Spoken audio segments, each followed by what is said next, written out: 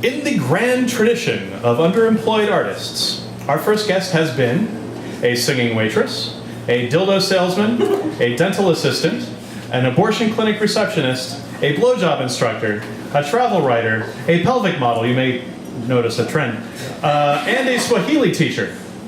She's had some short stories published in magazines like Kaleidotrope, Shimmer, and Apex, and was the founding editor of the now defunct online journal Brain Harvest. In just a few short days, she's going to add Old Married Lady to that list. Please welcome back to the mic, Tuesday Float co-host Eden Roberts.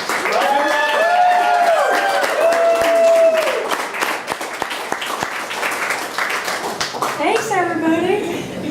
So before I start here, any Kesha fans in the audience? All right, good. That's good. Medium? Yeah. Okay, good. This is a short story that will probably never be published anywhere called We Are Who We Are. We're practically celebrities in this club for bringing Kesha with us, and we can tell she's starting to lose her voice, which is fair because it's 1 a.m, and she's been singing since at least 8. But she has to keep going until the last one of us leaves or drops, and we're feeling strong, so it could be hours. Those are the rules. Yeah, we made them up, but they're still rules. We've got boys orbiting us nonstop, which is cool because we're not exactly hot anymore, and none of us is used to this kind of attention. As long as Kesha keeps singing, the night can keep going. If she stops early, we have to go back where we came from. Back to the graves, back underground, back to boredom and no boys or dancing or anything. Only upside is that we get to eat Kesha. It's probably not fair to her, but as it turns out, death is even less fair than life. And these chances don't come along every day, so, you know, YOLO.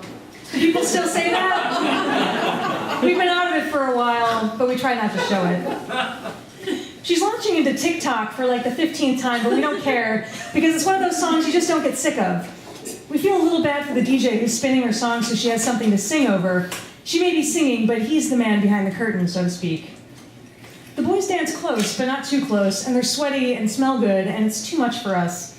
We break our own rules and drape our arms over the boys' shoulders and start our hips pistoning toward theirs. They're probably disgusted, but we can't stop. We grab their fingertips and bring them to our hips. It's hard to see their facial expressions with the flashing strobes and darkness, so we pretend they're our boys, which they are.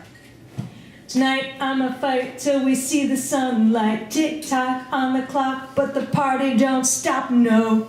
We flip our hair seductively if we've still got any. Our clothes are hot and new because the people we ate on the way here were stylish and almost exactly our size. We tell ourselves that the boys are deciding if they want to kiss us. We brought Kesha, and this is the suburbs, which are usually 100% Kesha-free. It's clear we're pretty easy and pretty eager, but we're also the girls who died in that wreck, and maybe they remember how we used to be, but is that enough? Can you squint and forget? Can you lust in the magic of fog and strobe and Kesha and then walk out the door and keep living?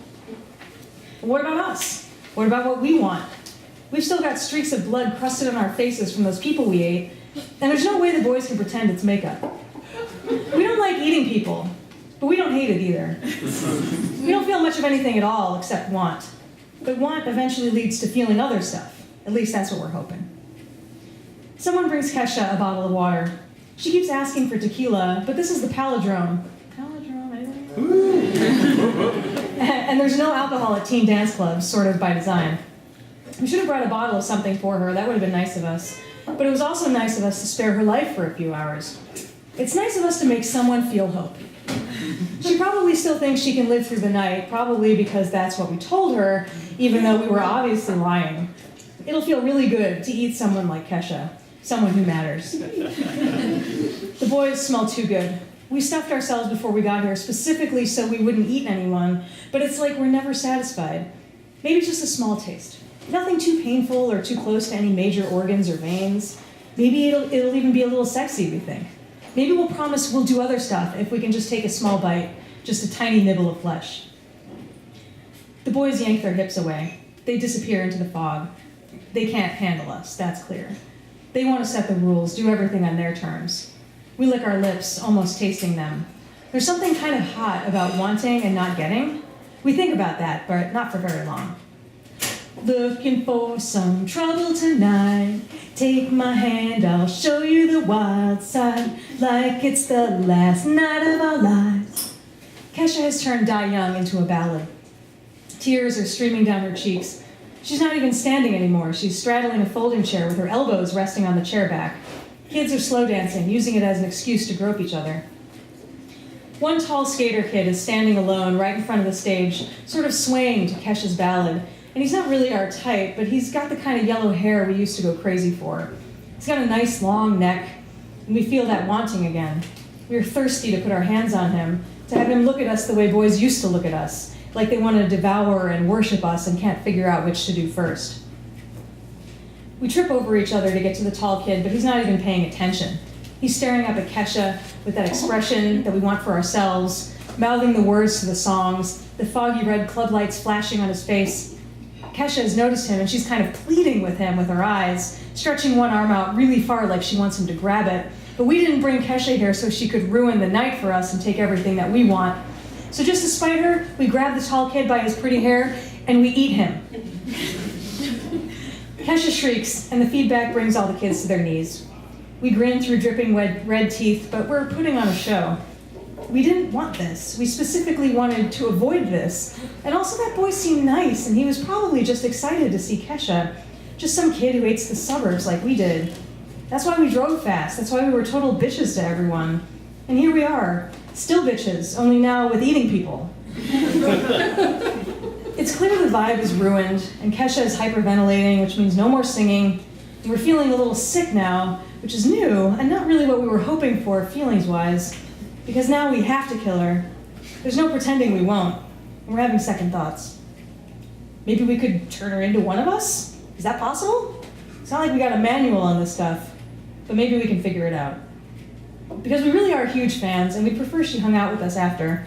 Maybe we can all come back to the Palindrome and dance and enjoy ourselves, and not worry about who will get eaten and who won't kiss us.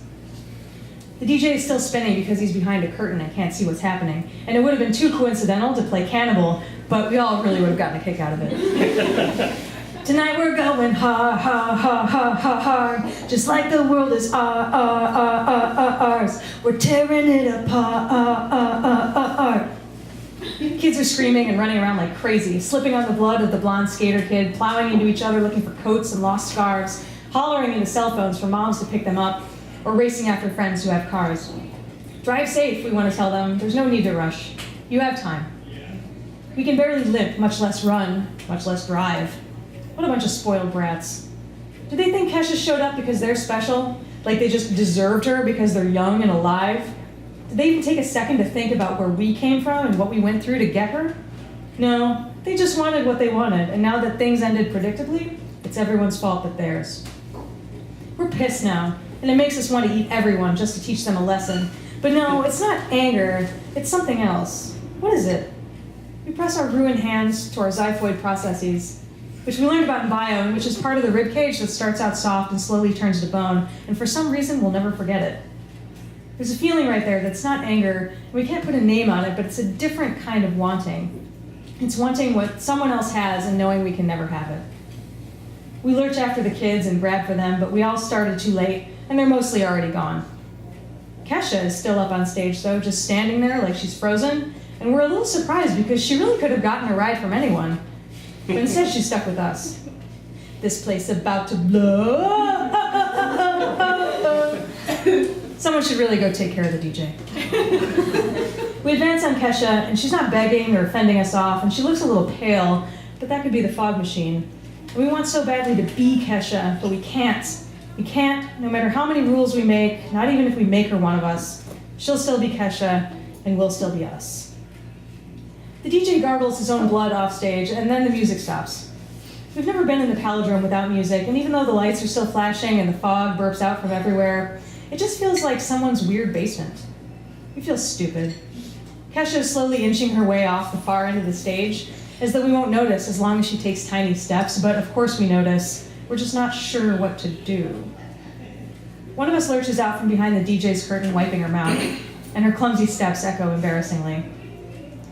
Kesha's breathing hard as she makes her slow escape, and the truth is, we want to want her, but we don't actually want her.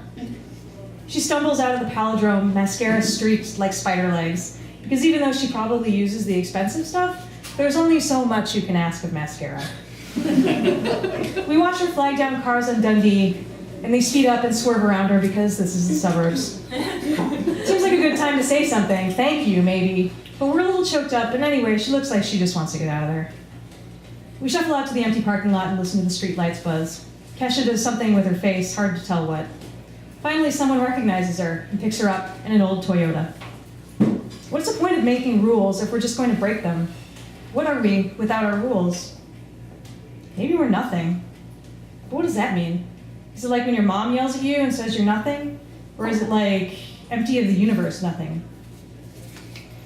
We just ate that skater kid, and even though we're already starving again, maybe this is what it means to be nothing. The dial on your need turned up to a bazillion forever. Or maybe this is just who we are.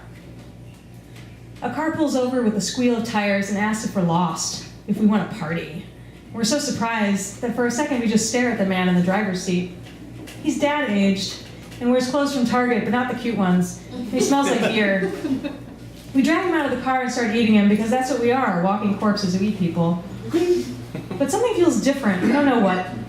Maybe it's the stench of the man's pickled guts. Or maybe we're finally getting some feelings. But we leave the body half-eaten, and we get in the car, smearing our bloody hands everywhere. We roll down all the windows, we crank up the radio, and then we drive away slow. We follow that old Toyota, because who has more time than us? Thanks.